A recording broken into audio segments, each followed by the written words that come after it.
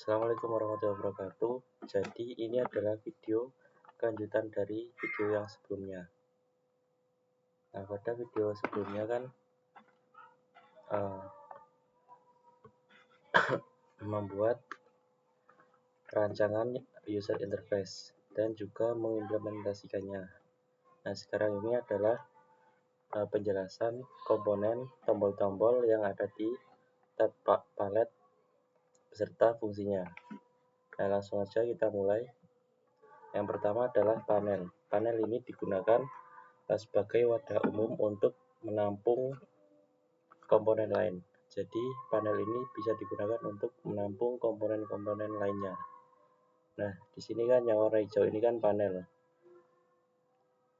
Nah, di sini bisa menampung label, text file, radio button, dan juga button. Ini termasuk komponen-komponen. Selanjutnya adalah scroll pen. Scroll pen ini digunakan sebagai wadah scroll.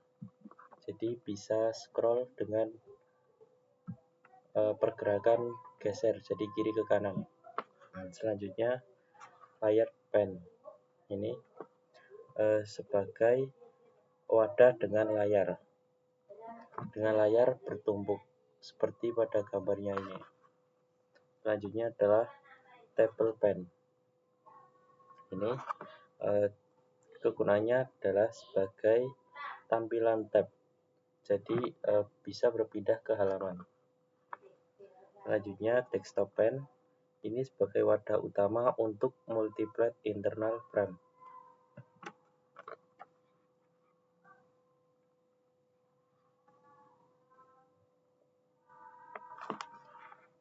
Selanjutnya adalah slip pen. Slip pen ini digunakan sebagai atau untuk membagi arah jadi dua bagian. Dia ini men-split atau membagi dua arah. Selanjutnya internal frame. Kegunaannya ini window di dalam window. Selanjutnya label. Label menampilkan teks atau gambar. Selanjutnya toggle button, ini tombol off atau on. Selanjutnya radio button ini pilihan satu dari banyaknya pilihan, jadi bisa hanya memilih satu dari banyak pilihan. Selanjutnya combo box, kegunaannya adalah drop down pilihan. Selanjutnya text file ini untuk input teks satu baris.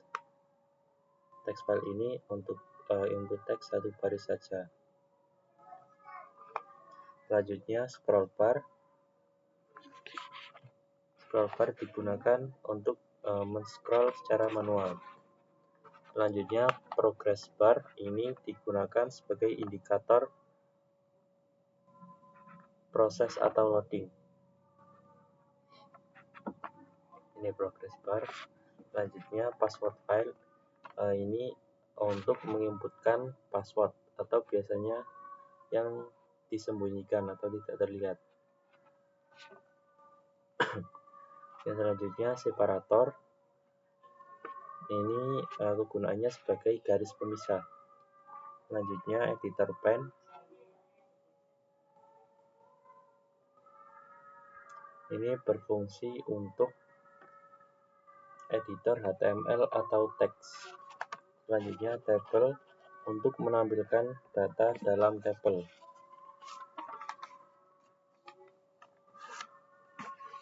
Selanjutnya button. Button ini digunakan untuk tombol aksi. Selanjutnya checkbox. Checkbox ini digunakan untuk pilihan centang.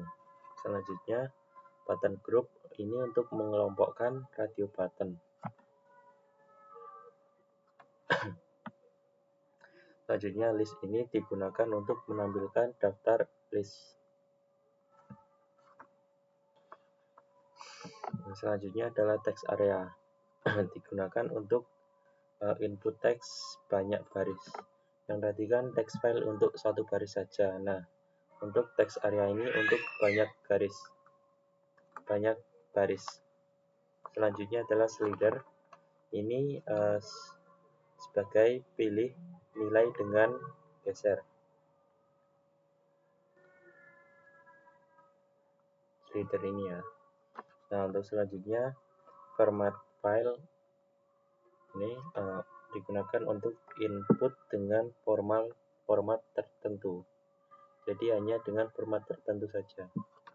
Selanjutnya spinner ini digunakan untuk input angka naik turun.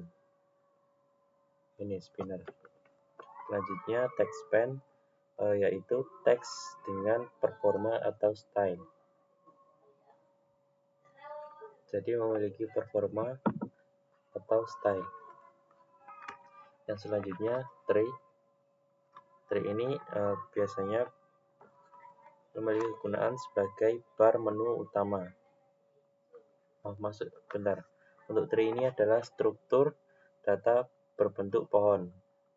Nah, untuk menu bar ini baru digunakan sebagai bar menu utama, yaitu ada file, edit, dan lain-lain. Selanjutnya menu yang biasa ini digunakan drop down menu. Selanjutnya menu item ini digunakan item dalam menu. Selanjutnya menu item checkbox ini sebagai menu dengan centang. Selanjutnya menu item radio button sebagai menu pilihan tunggal. Jadi hanya bisa memilih menu secara tunggal, tidak lebih dari satu. Selanjutnya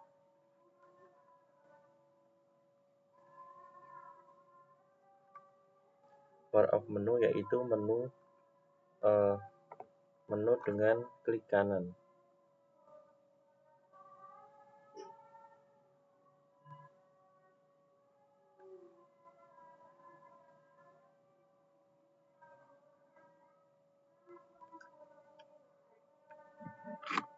Nah, untuk selanjutnya adalah separator sebagai garis pemisah di menu. Selanjutnya dialog ini digunakan untuk pop-up dialog. Selanjutnya file cursor ini digunakan sebagai pilihan file dari komputer. Selanjutnya adalah frame ini kegunaannya adalah window utama aplikasi. Selanjutnya option pen digunakan untuk track pesan. Contohnya alert dan konfirmasi. Yang selanjutnya color cursor ini sebagai menu pilihan warna. Selanjutnya glue ini untuk mengisi ruang kosong secara fleksibel. Dan selanjutnya horizontal stroke. Horizontal stroke ini digunakan untuk jarak horizontal secara tetap. Selanjutnya vertical glue. Vertical glue ini digunakan mengisi ruang secara vertikal. Selanjutnya horizontal glue ini digunakan untuk mengisi ruang secara horizontal. Nah, sementara rigid area ini jarak tetap, jadi tidak berubah. Selanjutnya vertical stroke ini jarak vertikal tetap. Nah, untuk label AWT ini kegunaannya sebagai teks sederhana. Untuk teks area ini digunakan untuk input teks panjang seperti yang tadi. List, selanjutnya list ini untuk daftar item. Terus panel digunakan sebagai wadah dari komponen-komponen. Selanjutnya pop-up menu ini untuk menu klik kanan. Selanjutnya button untuk tombol. Selanjutnya checkbox untuk pilihan centang.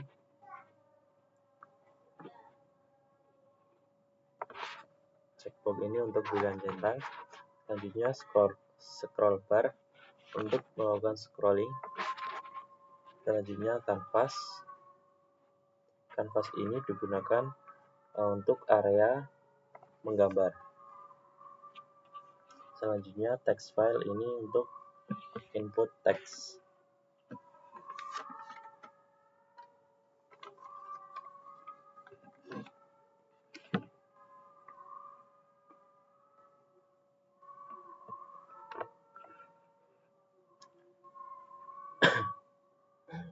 Selanjutnya adalah choice. Choice ini digunakan untuk drop down secara sederhana. Nah, selanjutnya scroll pen. Scroll pen ini digunakan untuk sebagai wadah scroll. Selanjutnya menu bar. Menu bar ini digunakan untuk menu bervariasi AWT. Jadi hanya bisa digunakan AWT. Selanjutnya adalah cosbin. Ini untuk menambahkan komponen utama. Jadi cosbin ini untuk menambahkan komponen utama. Nah, tadi adalah penjelasan simbol-simbol palet dari saya. Sebanyak 60 simbol. Nah, mungkin itu saja video atau part kedua dari video yang sebelumnya ini. Kurang lebihnya mohon maaf. Wassalamualaikum warahmatullahi wabarakatuh.